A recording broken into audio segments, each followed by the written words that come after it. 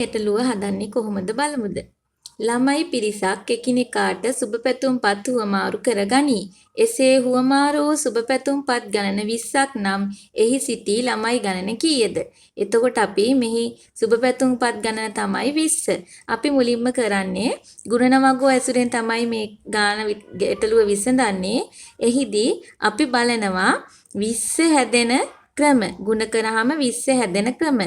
එක් වරක් 20 20 වරක් 1 10 වරක් 2 දෙවරක් 10 පස් වරක් 4 4 වරක් 5.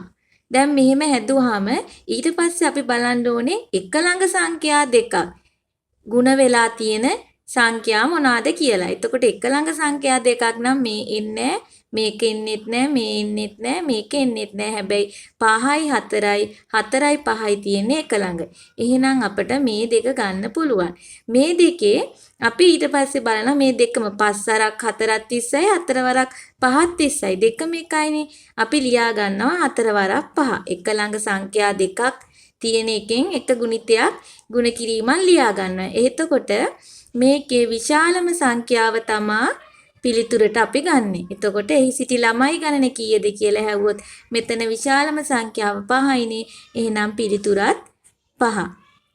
මතක තියාගන්න මේ වගේ අවස්ථාවල ගුණ කිරීම ඇසුරෙන් එක ළඟ පිහිටි සංඛ්‍යා ගුණ කිරීම ඇසුරෙන් තමයි මේ පිළිතුරු ලබා ගන්නෙ. හරි ලේසි.